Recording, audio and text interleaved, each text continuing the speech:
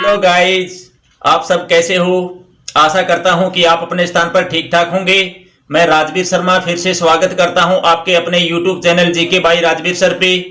जैसा कि स्टूडेंट्स आप सभी को पता है कि एचसीएस और एचपीएससी या एचएसएससी इनके द्वारा है विभिन्न परीक्षाओं की घोषणाएं हैं वो कर दी गई हैं।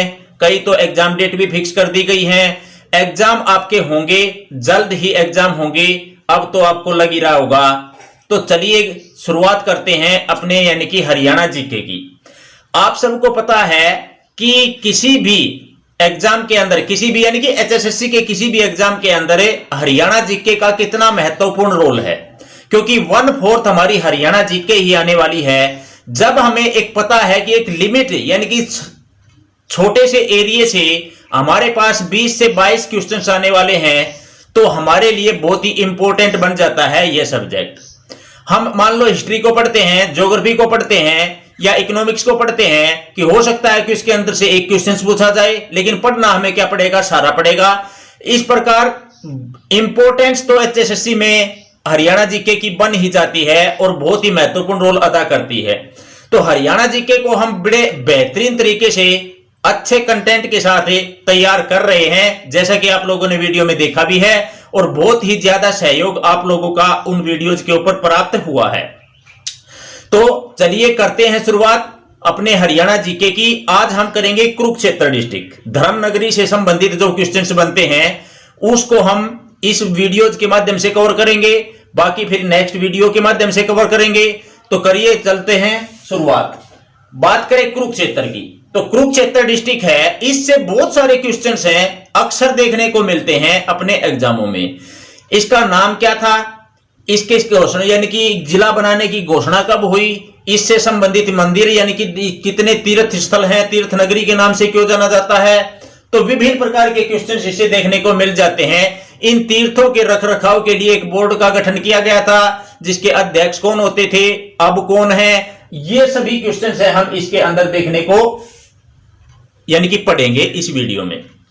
चलिए बात करें हम कुरुक्षेत्र की, तो सबसे पहले तो इसके उपनामों के संदर्भ में हम चर्चा कर लेते हैं। उपनाम यानी कि 360 तीर्थों की नगरी के नाम से किसे जाना जाता है, कुरुक्षेत्र को जाना जाता है, क्योंकि 360 तीर्थ यहां पर कुरुक्षेत्र के अंदर बताए गए हैं। ये 360 तीर्थ तो प्राचीन समय के हैं, अब तो यानी कि और भी यानी कि बढ़ चुके हैं। उस संदर्भ में ध्यान रखना है, 360 तीर्थों की नगरी के नाम से किसे जाना जाता है, कुरुक्षेत्र को जाना जाता है। सिटी ऑफ पार्क्स के नाम से किसे जाना जाता है, यह क्वेश्चंस भी पूछा जाता है। एक क्वेश्चन हमारा बनता है कि वैदिक साहित्य का पालना किसे कहा जाता है, तो वैदिक साहित्य का पालना कुरुक्षेत्र को कहा जाता है, क्योंकि वैदिक साहित्य है वो यहीं पर, वैदिक सभ्यता है वो यहीं से संबंधित है। तो कहने का तात्पर्य यह है कि बहुत ही इंपॉर्टेंट जिला हमारा बनता है ये। और इस संदर्भ में तीर्थ स्थल है, तो धर्मनगरी के नाम से किसे जाना जाता है, तो हम कुरुक्षेत्र को धर्मनगरी के नाम से जानते हैं। प्राचीन समय में श्रीकंठ जनपद, काफी बार क्वेश्चन देखने को मिला है कि बाण भट्ट द्वारा रचित पुस्तक है हर्षचरित्र। कौन सी है, हर्षचरित्र। हर्षचरित्र में इस क्षेत्र को श्रीकंठ जनपद के नाम से जाना जाता है, और श्रीकंठ जनपद की राजधानी कुरुक्षेत्र हुआ करती थी। जैसा कि नाम कुरुक्षेत्र है, तो किसके द्वारा, किसके नाम पर है, कुरु, राजा कुरु हुआ, यानी कि कौरवों के संस्थापक राजा कुरु हुए, उनके नाम पर कुरुक्षेत्र इसकी राजधानी। अच्छा, दूसरी बात अगर हम बात करें, कौरवों की राजधानी कुरुक्षेत्र हुआ करती थी। एक बार क्वेश्चन देखने को मिला है कि कौरवों की दूसरी राजधानी कौन सी हुआ करती थी। कौरवों की दूसरी राजधानी असंध, जो कि कहां स्थित है, करनाल में स्थित है, तो हुआ करती थी। उस क्वेश्चन को भी ध्यान रखना है। या क्वेश्चन आपसे ऐसे पूछे कि कुरु राज्य की राजधानी, तो कुरुक्षेत्र आपको देना होगा आंसर में, और दूसरी पूछे तो आपको आंसर देना होगा असंध यानी कि करनाल में। चलिए गाइस करते हैं शुरुआत छोटे छोटे फैक्टों की। पहले हम यानी कि ये देख लेते हैं कि ये जो इतिहास है कुरुक्षेत्र का, उससे संबंधित क्वेश्चंस देखने को मिलते हैं। फिर छोटे छोटे पॉइंटों को उठाते हुए चलेंगे, क्योंकि धार्मिक स्थल अपने कुरुक्षेत्र के अंदर बहुत ज्यादा है, परंतु हम एग्जाम ओरिएंटेड जो भी क्वेश्चंस कुरुक्षेत्र से बनता है उनको कवर करेंगे अच्छी प्रकार से, और जो एग्जाम ओरिएंटेड नहीं है उसको मैं स्किप करता हुआ आगे चलूंगा, क्योंकि 360 तीर्थ स्थलों के बारे में अगर हम पढ़ेंगे तो बहुत ज्यादा मैटर हमारे पास हो जाएगा। चलिए बात करते हैं कि 1912 में प्रथम आर्य समाजी गुरुकुल की स्थापना की गई कुरुक्षेत्र में। क्वेश्चन बनता है कि प्रथम आर्य समाजी गुरुकुल की स्थापना कहां की गई? कुरुक्षेत्र में। कब की गई? 1912 में। किसके द्वारा की गई? तो श्रद्धानंद। किसके द्वारा? श्रद्धानंद के द्वारा है वो की गई। ये क्वेश्चंस भी आपको ध्यान रखना है। स्वामी श्रद्धानंद के द्वारा प्रथम आर्य समाजी गुरुकुल की स्थापना की गई। किस दिन की गई? आपको ध्यान रखना है, बैसाखी के दिन। किस दिन भाई? बैसाखी के दिन है इसकी, यानी कि क्या है, स्थापना है की गई। अब बैसाखी तो भाई हमारे साधारण अर्थों में क्वेश्चन पूछ लिया जाता है, तो बैसाखी भी पूछा जा सकता है। और अगर डेट पूछ ली जाती है तो बैसाखी कब मनाते हैं? 13 अप्रैल। तो यानी कि 13 अप्रैल 1912 को प्रथम आर्य समाजी गुरुकुल है वो स्थापित किया गया कुरुक्षेत्र में। किसके द्वारा? श्रद्धानंद जी के द्वारा। बैसाखी। अगर हम पूछें कि बैसाखी कहां का प्रमुख त्योहार है? पंजाब का प्रमुख त्योहार है। और 13 अप्रैल आपको डेट याद भी होगी, 13 अप्रैल 1919 यानी कि जलियांवाला बाग हत्याकांड भी हुआ था, तो 13 वो भी बैसाखी के दिन ही हुआ था। ध्यान रखना है इस पॉइंट का। अगर हम बात करें, देखो रिलेट करेंगे तथ्यों को, समझेंगे, समझते हुए हम आगे बढ़ेंगे, क्योंकि रेक्टिफिकेशन के तहत तो हम यानी कि ज्यादा दिन तक याद नहीं रख सकते। 1912 आंकड़ों को पलटना है, यानी कि इकाई और दहाई के आंकड़ों को पलटना है, तो 1921 आ जाता है। तो 1921 में कुरुक्षेत्र के अंदर क्या हुआ कि कुरुक्षेत्र पुस्तकालय की स्थापना की गई। कुरुक्षेत्र पुस्तकालय की स्थापना 1921 में 1921 में की गई। बात करते हैं नेक्स्ट की 1956, जो कि एक महत्वपूर्ण घटना यहां पर घटी। 1956 में क्या हुआ? डेट भी पूछी जाती है तो 11 जनवरी 1956 को कुरुक्षेत्र विश्वविद्यालय की नींव है रखी गई। क्वेश्चन बनता है कि कुरुक्षेत्र विश्वविद्यालय की स्थापना कब की गई? तो आपको आंसर देना है 1956 1956 में। तो इसकी नींव है रखी गई। किसके द्वारा रखी गई? तो हमारे प्रथम राष्ट्रपति हुए राजेंद्र प्रसाद जी, उनके द्वारा है यह नींव रखी गई।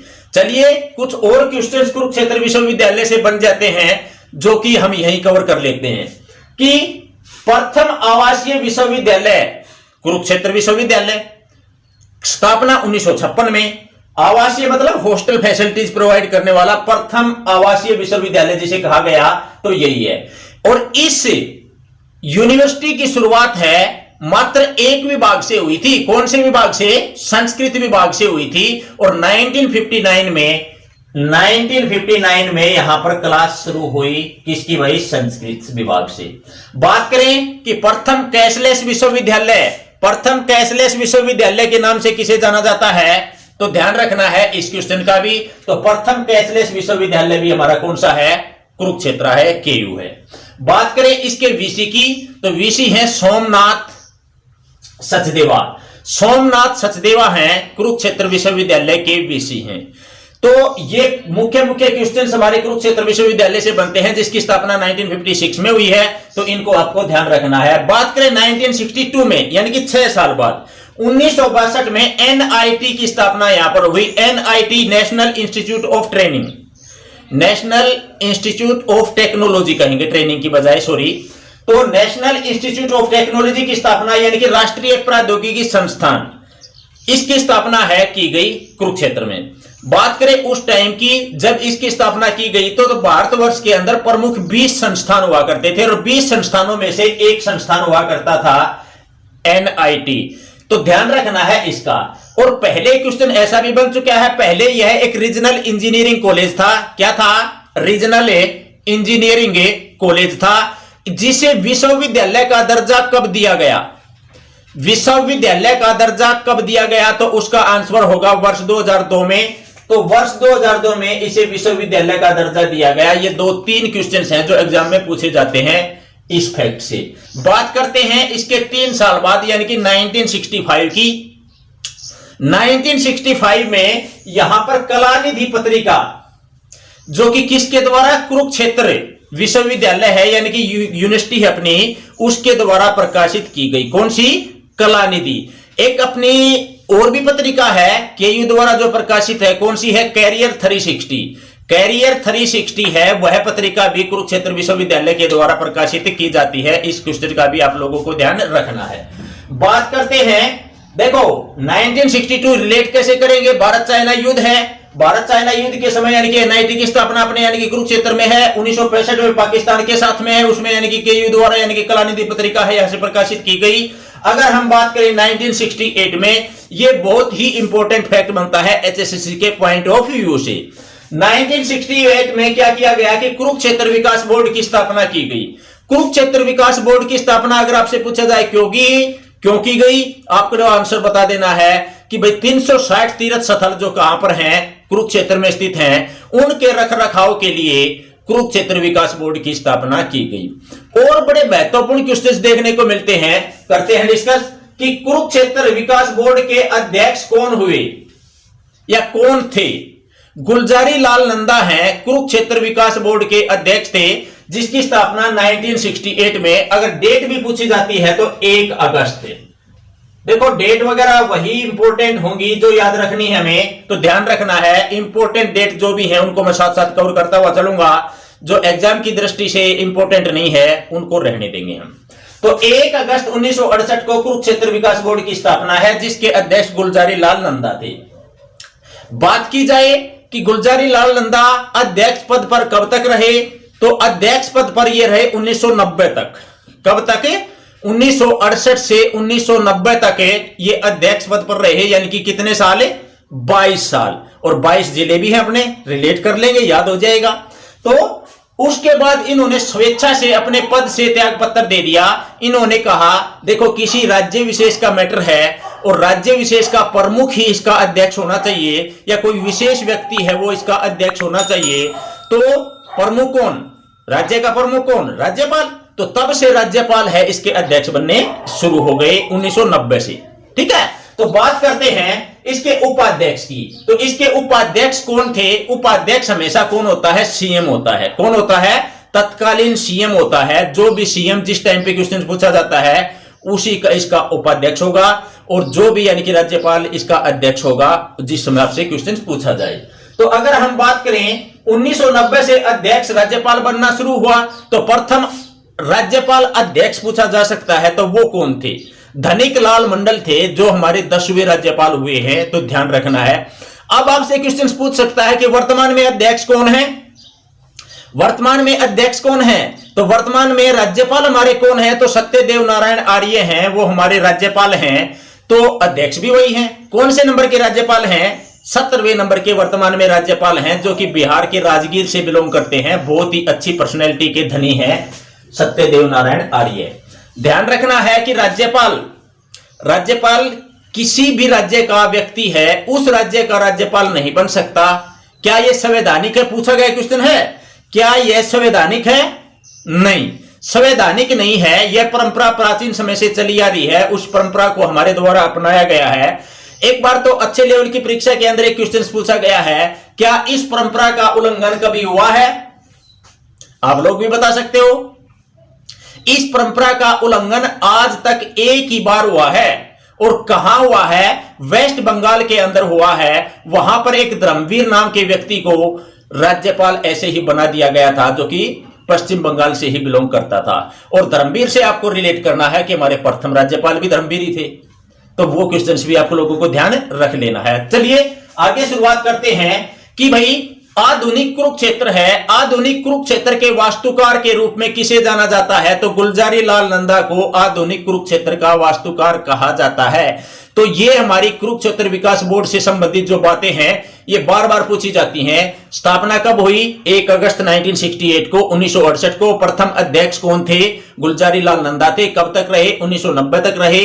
प्रथम उपाध्यक्ष सीएम यानी कि उस टाइम पे बंसीलाल थे। अब हमारे कौन है? आप लोगों को पता ही है कि खट्टर जी हैं। और अगर हम बात करें 1990 से अध्यक्ष राज्यपाल बनने हुए, तो प्रथम राज्यपाल अध्यक्ष कौन थे? धनिक लाल मंडल थे।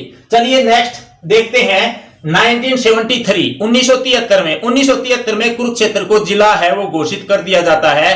डेट पूछी जाती है तो 23 जनवरी। याद कैसे रखेंगे? याद करवाना मेरा काम होगा भाई। 11 जनवरी आप यानी कि याद कर सके हो क्या? कि कुरुक्षेत्र यूनिवर्सिटी की नींव रखी गई थी। 11 से अगली संख्या 12 है, 11 12 23। तो 23 जनवरी 1973 को जिला बना दिया गया अपने कुरुक्षेत्र को। अगर हम बात करते हैं 1991 की, 1991 में यहां पर आकाशवाणी केंद्र है, उसकी स्थापना की गई। आकाशवाणी केंद्र की स्थापना कब की गई? 1991 में। चलो डेट पूछ लेते हैं तो हम उसको भी डिस्कस करेंगे। या क्वेश्चन हमारा ऐसे बनता है कि हरियाणा के अंदर कितने विकास यानी कि क्या है आकाशवाणी केंद्र हैं। बात करते हैं तो टोटल संख्या पूछी जाती है तो 3 होंगे। 3 कहां पे? प्रथम हमारा रोहतक में, जिसकी स्थापना कब है? 8 मई 1976 को। 8 मई 1976 को प्रथम आकाशवाणी केंद्र है वो स्थापित किया गया। कहां स्थापित किया गया? रोहतक में। दूसरा आकाशवाणी केंद्र कुरुक्षेत्र में कब स्थापित किया गया? 24 जून 1991 को। 24 जून 1991 को स्थापित किया गया। और तीसरा आकाशवाणी केंद्र है वो हिसार में स्थापित किया गया।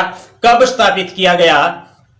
26 जनवरी 1999 को। देखिए स्टूडेंट्स, बहुत ही इंपॉर्टेंट फैक्ट, परीक्षा की दृष्टि से, एचएसएससी की दृष्टि से बार बार इस कुरुक्षेत्र से क्वेश्चंस 2 या 3 भी पूछे जा सकते हैं, पूछे जाते हैं। क्योंकि महाभारत से क्वेश्चंस पूछा जाता है, 1 या 2 क्वेश्चंस उससे निकलते हैं। वैसे भी कुरुक्षेत्र के अंदर तीर्थ स्थल ज्यादा है, वहां से क्वेश्चंस निकलते हैं। तो ध्यान रखना है, वीडियो को स्किप जरा सा नहीं करना है, वीडियो को लास्ट तक देखना ही देखना है। और उसके बाद आपको अपने आप अंदाजा लग जाएगा कि कितनी इंपॉर्टेंट वीडियो हमारे लिए ये रहने वाली है। चलिए करते हैं आगे शुरुआत। अगर हमसे पूछा जाता है आकाशवाणी केंद्रों की संख्या तो 3 है, लेकिन अगर आपसे यह पूछ लिया जाए कि दूरदर्शन केंद्र की संख्या हरियाणा में कितनी है, तो एकमात्र दूरदर्शन केंद्र है जो कि कहां स्थापित है? हिसार में स्थापित है, जिसकी स्थापना कब हुई? 1 नवंबर 2002 को। कब स्थापित हुआ? 1 नवंबर 2002 को। इसका उद्घाटन किसके द्वारा किया गया? सुषमा स्वराज जी के द्वारा किया गया। किसके द्वारा? सुषमा स्वराज के द्वारा किया गया। तो ये महत्वपूर्ण क्वेश्चंस हमने यहां से रिलेटेड किए। एक क्वेश्चंस और हमारा बनता है, ये हमारा देखो ईयर से संबंधित जितने भी फैक्ट हैं मैंने एक साइड कवर करते हुए इसी तरीके से आपको पढ़ना है। इस तरीके से पढ़ोगे तो डे बाय यानी कि क्या है, आप लोगों को अगर 2 बार भी वीडियो को देखोगे या एक बार देखने के बाद भी आपकी वोकैब है निरंतर बढ़ती चली जाएगी। फिर भी कोई क्वेश्चन रहता है तो दोबारा रिपीट करते हुए वीडियो को देख सकते हो। 1912 प्रथम आर्य समाजी गुरुकुल। 1921 कुरुक्षेत्र पुस्तकालय की स्थापना। 1956 में कुरुक्षेत्र यूनिवर्सिटी की नींव। 1962 में एनआईटी की स्थापना, जो कि 20 प्रमुख संस्थानों में से एक हुआ करता था। पहले रीजनिंग इंजीनियरिंग कॉलेज था और बाद में इसको यानी कि विश्वविद्यालय का दर्जा 2002 में दे दिया गया। उसके बाद कलानिधि पत्रिका 1965। 1968 में कुरुक्षेत्र विकास बोर्ड। 1973 में क्या है? जिला घोषित कर दिया गया। और 1991 में प्रथम यानी ये आकाशवाणी केंद्र है यहां पर स्थापित किया गया। तो इस प्रकार ईयरों को, डेट को हम याद रख सकते हैं। नेक्स्ट, कुरुक्षेत्र में एक हस्तलिखित संग्रहालय भी तो है ना। हस्तलिखित संग्रहालय है, उसके संस्थापक कौन थे या उसकी स्थापना किसके द्वारा की गई? तो स्थाणुदत्त शर्मा के द्वारा उसकी स्थापना की गई। चलिए गाइज, अब हमारे छोटे छोटे क्वेश्चंस बनते हैं या हमारे प्रमुख तीर्थ स्थल बनते हैं, उनमें से कुछ को डिस्कस करते हैं, बाकी को हम नेक्स्ट वीडियो के अंदर कवर करेंगे। देखिए, हमने नाम तो पढ़ ही लिया है, राजा कुरु के द्वारा यानी कि नामकरण है कुरुक्षेत्र का। कुरु कौन था? कौरव वंश का संस्थापक था। कुरु राज्य की राजधानी कौन सी? कुरुक्षेत्र हुआ करती थी। अगर मैं बात करूं कि भाई कौरवों की दूसरी राजधानी कौन सी हुआ करती थी, तो उसका भी आंसर हमारा क्या होगा? असंध होगा, जो कि कहां स्थित है? करनाल के अंदर स्थित है। बात करते हैं, सिटी ऑफ पार्थ कहा जाता है, धर्मनगरी कहा जाता है, वैदिक साहित्य का पालना कहा जाता है और श्रीकंठ जनपद है कहा गया है हर्षचरित्र में। बात करते हैं इसके क्षेत्रफल की, तो 1530 वर्ग किलोमीटर है कुरुक्षेत्र का क्षेत्रफल है। बात करते हैं सेक्स रेशियो यानी कि लिंग अनुपात की, तो 888 888 है। 888 का मतलब क्या है? 888 महिलाएं प्रति 1000 पुरुषों पर। बात करें साक्षरता दर की, तो 76.31% है साक्षरता दर है अपने कुरुक्षेत्र की, अपने धर्मनगरी की। बात करें जनसंख्या घनत्व की, तो जनसंख्या घनत्व है 630 या 631। देख लेना है, एक आंकड़ा आपको एग्जाम में मिलेगा, बुकों के अंदर अलग अलग मैटर इसका दिया हुआ है। ये हमारे आंकड़े हैं वर्ष 2011 के सेंसेक्स के। सेंसेक्स ईयर क्या होता है? सेंसेक्स ईयर होता है जिसके लास्ट में 1 हो, तो उसको हम सेंसेक्स ईयर बोल देते हैं। चलिए नेक्स्ट देखते हैं। एक क्वेश्चन अक्सर देखने को मिलता है कि हरियाणा में जिलों की संख्या तो 22 आप लोगों को सभी को पता है। हरियाणा में 22 जिलों में से सिर्फ एक ही जिला ऐसा है, यानी कि एकमात्र जिला जिसके नाम से विधानसभा सीट नहीं है, तो वह कौन सा है? कुरुक्षेत्र है। बात कर लेते हैं कि भाई विधानसभा सीट नहीं है, तो विधानसभा सीट न होने के कारण कुरुक्षेत्र किस विधानसभा सीट के अंतर्गत आता है, वो भी क्वेश्चन पूछा गया है। बहुत ही अच्छा क्वेश्चन निकलता है। तो किस विधानसभा सीट के अंतर्गत आता है? थानेसर विधानसभा सीट के अंतर्गत आता है कुरुक्षेत्र। अगर हम बात करें विधानसभा सीटों की संख्या कुरुक्षेत्र में कितनी है, तो विधानसभा सीटों की संख्या कुरुक्षेत्र में 4 है। कितनी है भाई? 4 है। डिस्कस कर लेते हैं वहां से कौन एमएलए है। एमएलए यानी कि मेंबर ऑफ लेजिस्लेटिव असेंबली, जिसको हिंदी में हम क्या कहते हैं? विधायक कहते हैं। तो सबसे पहले हम बात करेंगे पेहुआ की। पेहुआ से विधायक कौन है? संदीप सिंह है। कौन है? संदीप सिंह है। और ये तो बड़ा इंपॉर्टेंट क्वेश्चन हमारे लिए परीक्षा की दृष्टि से वैसे भी बन जाता है। कारण उसका क्या है? क्योंकि संदीप सिंह वर्तमान में हरियाणा के खेल मंत्री हैं। क्या है? खेल मंत्री हैं। और किस खेल से संबंधित रहे हैं, ये भी क्वेश्चन पूछा जा सकता है। तो हॉकी से। किससे भाई? हॉकी से। तो पेहुआ से कौन है? संदीप सिंह। पेहुआ का प्राचीन नाम भी पूछा जाता है, ये मैं अलग वीडियो के माध्यम से करवा दूंगा। चलो फिर भी कर लेते हैं। पेहुआ का नाम पृथुदक, पृथु प्लस उदक। पृथु यानी कि पृथु, राजा पृथु हुआ करता था। राजा पृथु ने अपने पिता का तर्पण कहां पे किया था? पेहुआ यानी कि यहां पर किया था। उदक यानी कि पानी से तर्पण किया था, इस कारण से पृथुदक उसका नाम पड़ गया था। बात करते हैं थानेसर। थानेसर से विधायक कौन है?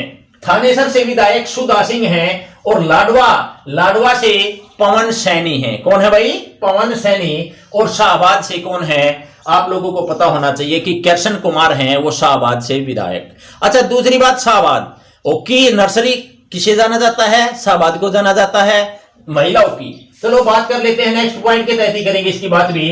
अब हम देखते हैं कि इंपोर्टेंट स्थल जो कुरुक्षेत्र के अंदर हैं, आज जितने भी 2-3 पॉइंट यानी कि जो मुख्य हैं उनको कवर करेंगे। नेक्स्ट वीडियो के अंदर यानी कि हम तकरीबन को कवर करेंगे जहां से क्वेश्चन अपना बन जाता है।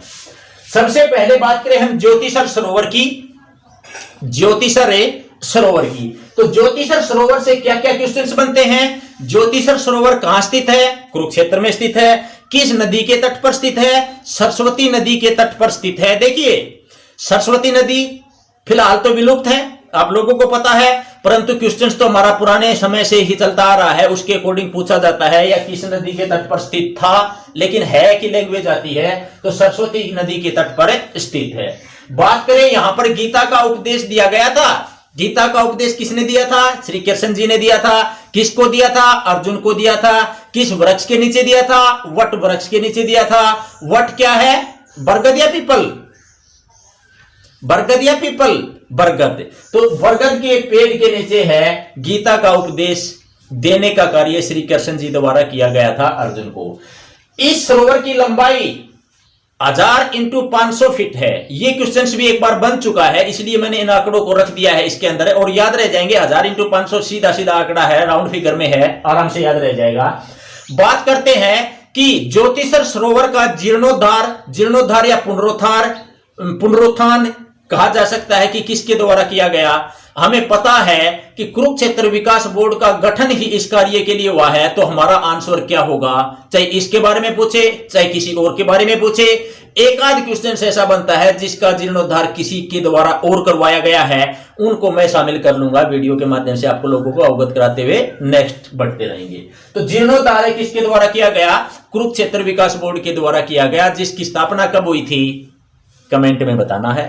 चलिए बात करते हैं शेख चिल्ली के मकबरे की। शेख चिल्ली का मकबरा कहां स्थित है? अक्सर क्वेश्चन देखने को मिलता है। शेख चिल्ली के मकबरे को हरियाणा का ताजमहल कहा जाता है। क्या कहा जाता है? हरियाणा का ताजमहल कहा जाता है। कहां स्थित है? थानेसर में स्थित है। थानेसर का प्राचीन नाम थून अर्थात थूना था। ये क्वेश्चन भी आपको ध्यान रखना है। बात कर लेते हैं कि किसकी स्मृति में यह बनाया गया? तो शेख चिल्ली की स्मृति में ही यह मकबरा है, बनाया गया है। शेख चिल्ली एक सूफी संत था, ईरानी संत था। ईरान से यहां पर एक जलालुद्दीन नामक व्यक्ति से मिलने के लिए थानेसर आ जाता है, और दुर्भाग्य से अनफॉर्चुनेटली वहां पर उसकी डेथ हो जाती है। और डेथ होने के संदर्भ में यहां पर एक उसको दफना दिया जाता है और वहां पर एक भव्य मकबरे का निर्माण करवा दिया जाता है जिसे हरियाणा का ताजमहल कहा जाता है। बात करते हैं कि यह मकबरा कब बनवाया गया, किसके द्वारा बनवाया गया। तो इस मकबरे का निर्माण शाहजहां के द्वारा, या शाहजहां का पुत्र हुआ करता था दारा शिकोह के द्वारा, उनके द्वारा इस मकबरे का निर्माण करवाया गया। अगर आपसे क्वेश्चन पूछे कि इस मकबरे का निर्माण कब करवाया गया, तो 1650 में। कब भाई? 1650 में इस मकबरे का निर्माण है करवाया गया। भाई क्वेश्चंस तो हमारा ऐसे भी बन सकता है कि इनके द्वारा क्यों करवाया गया, यानी कि शाहजहां या दारा शिकोह द्वारा क्यों करवाया गया, क्योंकि शाहजहां या दारा शिकोह का धार्मिक गुरु कौन हुआ करता था? शेख चिल्ली हुआ करता था। उसके परिणाम स्वरूप इन्होंने निर्माण करवाया। बात करते हैं इस मकबरे की, तो इस मकबरे से संबंधित विशेष बात क्या है? हरियाणा सरकार द्वारा इस मकबरे को रात्रि में खोलने की भी अनुमति दी गई है। भाई इस मकबरे को रात में भी हम इसको खोल सकते हैं, तो इसकी अनुमति हरियाणा सरकार द्वारा दे दी गई है। तो इस क्वेश्चन को भी आप लोगों ने ध्यान रखना है। बात करते हैं पुरातत्व विभाग की। पुरातत्व विभाग देखिए एक बहुत ही महत्वपूर्ण रोल अदा करता है प्राचीन संबंधित, यानी कि प्राचीन समय से संबंधित साक्ष्यों के बारे में जानकारी प्रोवाइड करने का कार्य किसका है? पुरातत्व विभाग का है। तो पुरातत्व विभाग ने क्या किया है कि जो दारा शिकोह हुआ करता था, दारा शिकोह की कब्र खोजने का निर्णय लिया है कि उसकी कब्र कहां रही है, किस संदर्भ में उसको दफनाया गया, वहां से हमें क्या कुछ मिल सकता है। क्योंकि दारा शिकोह एक मुस्लिम प्रवृत्ति का होते हुए भी उन्होंने बहुत कुछ अच्छा है समाज के लिए करने का प्रयास किया। इस संदर्भ में उनके संदर्भ में कब्र खोजी जा रही है, खोजी। तो ध्यान रखना है, हरियाणा का ताजमहल कहा गया है तो विशेष है ना, किसके द्वारा कहा गया है? एक हमारे यानी कि ध्यान रखना है, ताजमहल के बाद सबसे सुंदर इमारत इसको बताया गया है किसके द्वारा? डेविड रोस के द्वारा। तो डेविड रोस के द्वारा ताजमहल के बाद सबसे सुंदर इमारत किसे बताया गया है? शेख चिल्ली के मकबरे को बताया गया है, जिसे हरियाणा का ताजमहल कहते हैं। चलिए स्टूडेंट्स, अब छोटे छोटे क्वेश्चंस हम देख लेते हैं जहां से क्वेश्चन अक्सर देखने को मिलते हैं एग्जाम में। और देखो, विश्व का प्रथम आयुष विश्वविद्यालय है जो कहां स्थापित किया गया है? कुरुक्षेत्र में स्थापित किया गया है। अगर हम बात करें कि इसकी स्थापना कब हुई, तो वर्ष 2015 से निरंतर कार्य इस पर चल रहा है। वर्ष 2015 से कार्य चल रहा है। एक क्वेश्चन हमारे सामने और हमें पता होना चाहिए कि विश्व का प्रथम है, न कि भारत का प्रथम, न कि एशिया का प्रथम। तो विश्व का प्रथम आयुष विश्वविद्यालय अपने कुरुक्षेत्र में। और ध्यान रखना है, इसके कुलपति किसे बनाया गया है? बलदेव कुमार को बनाया गया है। और एक क्वेश्चन अच्छा यहां से यह भी निकल सकता है कि आचार्य बलदेव कुमार को धन्वंतरी अवार्ड से भी सम्मानित किया जा चुका है। देखिए आयुष है, आयुष के अंदर हमें 5 अल्फाबेट हैं, AYUSH। क्या है? AYUSH। लो यहां पे लिख देता हूं, AYUSH। आयुष, आयुष का तात्पर्य क्या है? सीधा सीधा पूछा जाता है। ए से आयुर्वेदा, वाई से योगा, यू से यूनानी, एस से सिद्धा और एच से होम्योपैथी। ये सभी पांचों के पांचों हमारी क्या है? चिकित्सा पद्धतियां हुआ करती थी। और प्राचीन समय से ही इन चिकित्सा पद्धतियों के अंदर भारत अग्रणी रहा है। और अग्रणी होने के कारण ये विश्वविद्यालय यहां पर स्थापित किया गया है। जैसा कि स्टूडेंट्स आप लोगों को पता होगा, आज तो साइंस का युग है। अब तो यानी कि हम हमारे मान लो सपोज करो कि शरीर के अंदर कोई भी प्रॉब्लम क्रिएट हो जाती है, अल्ट्रासाउंड कराओ, एक्सरेज करवाओ, ये कराओ, सीटी स्कैन कराओ, ये कराओ। तो प्राचीन समय में तो ये थे नहीं ना, तो उस टाइम पे तो यानी कि बिल्कुल देखते ही पता लग जाता था, लगा लिया जाता था हमारे यानी कि किनके द्वारा? चिकित्सकों के द्वारा, वैद्यों के द्वारा, कि आप लोगों को क्या प्रॉब्लम है। तो ध्यान रखना है, इस संदर्भ में इन सभी को बढ़ावा देने के लिए यहां पर स्थापित किया गया है विश्व का प्रथम आयुष विश्वविद्यालय। अगर मैं पूछूं कि आयुष मंत्रालय, आयुष मंत्री कौन है? केंद्रीय आयुष मंत्री कौन है? श्रीपद येसो नाइक हैं, जो पिछले यानी कि 2014 से 19 भी रहे और 19 से अब 24 भी इस प्लान के अंदर भी रहेंगे। तो ध्यान रखना है। नेक्स्ट एक क्वेश्चन बनता है कि जैविक खेती प्रशिक्षण केंद्र कहां स्थापित किया गया है? तो आपका आंसर होगा कुरुक्षेत्र में। अगर आपसे क्वेश्चन बनता है कि प्रथम जैविक राज्य कौन सा है, तो जैविक राज्य प्रथम कौन सा है, सिक्किम है। कौन सा है, सिक्किम है। तो वो क्वेश्चन भी ध्यान रखना है। एक नया क्वेश्चन हमारे यहां से बना है कि देश का प्रथम यानी कि भारत का प्रथम वेलोड्रम कहां स्थापित किया गया है। तो देश का प्रथम वेलोड्रम कुरुक्षेत्र यानी कि कुरुक्षेत्र यूनिवर्सिटी है उसके अंदर स्थापित किया गया है। स्टूडेंट्स, वेलोड्रम क्या होता है? वेलोड्रम होता है साइकिल खेल परिसर स्टेडियम। तो उसको वेलोड्रम बोल दिया गया है, जो कि प्रथम है देश का, और कुरुक्षेत्र यूनिवर्सिटी के अंदर उसको स्थापित किया गया है। हरियाणा का एकमात्र साइंस पैनोरमा संग्रहालय, हरियाणा का एकमात्र साइंस पैनोरमा संग्रहालय है, वो कहां स्थापित किया गया है? कुरुक्षेत्र में स्थापित किया गया है। ये भी आपको ध्यान रखना है। एक अच्छा क्वेश्चन पूछा गया है, बार बार पूछा जाता है कि कल्पना चावला तारामंडल कहां स्थित है। भाई हम समझते हैं कि कल्पना चावला करनाल से बिलोंग करती थी, ऑप्शन में करनाल मिलता ही मिलता है, तो अधिकतर स्टूडेंट्स करनाल को लगाने की कोशिश कर लेते हैं। लेकिन ध्यान रखना है, बहुत ही इंपॉर्टेंट क्वेश्चन बनता है कि कल्पना चावला तारामंडल है कुरुक्षेत्र में स्थापित किया गया। अगर आपसे पूछा जाए कब स्थापित किया गया, वर्ष 2007 में स्थापित है किया गया है। बात करें कल्पना चावला की, कल्पना चावला का जन्म कब हुआ? 1 जुलाई 1961 को कल्पना चावला का जन्म होता है। लेकिन ध्यान रखना है 1 जुलाई बहुत ही इंपॉर्टेंट डे बनता है। कौन सा डे है 1 जुलाई को? हरियाणा से संबंधित बहुत सारे क्वेश्चन 1 जुलाई से निकलने को देखने को मिल जाते हैं। 1 जुलाई जीएसटी डे है, डॉक्टर डे भी है, तो डॉक्टर जीएसटी याद रख सकते हैं। और 1 जुलाई से संबंधित और भी क्वेश्चंस देखने को मिल सकते हैं कि हरियाणा में शराबबंदी कब की गई थी? कब की गई थी? 1 जुलाई 1996 को की गई थी। और ध्यान रखना है किसके शासनकाल में की गई थी? तो बंसीलाल के शासनकाल में की गई थी, जिसे 1 अप्रैल 1998 को दोबारा रीओपन कर दिया गया था। तो ध्यान रखना है इन छोटे छोटे क्वेश्चंस का। अगर हम बात करें कि मधुमक्खी विकास केंद्र कहां स्थापित किया गया है, तो शाहबाद के अंदर मधुमक्खी विकास केंद्र है वो स्थापित किया गया है। और शाहबाद, जिसके बारे में हमने पहले भी चर्चा की, महिला हॉकी एकेडमी कहां स्थित है? शाहबाद के अंदर से स्थित है। तो इसे यानी कि महिला हॉकी नर्सरी के नाम से भी जाना जाता है। नर्सरी के नाम से क्यों जाना जाता है? क्योंकि यहां पर से लड़कियां हैं, महिलाएं हैं, बहुत ज्यादा संख्या में उभर कर सामने आती हैं और देश को रिप्रेजेंट करने का कार्य करती हैं और अपने देश का मान सम्मान बढ़ाने का कार्य करती हैं। जैसे सपोज कर सकते हैं कि अभी महिला हॉकी टीम की कैप्टन कौन है? रानी रामपाल है। कहां से बिलोंग करती हैं? शाहबाद से बिलोंग करती हैं। तो ध्यान रखना है वहां से बहुत ज्यादा प्लेयर उभर के सामने आते हैं, इसीलिए इसको महिला हॉकी नर्सरी के नाम से जाना जाता है।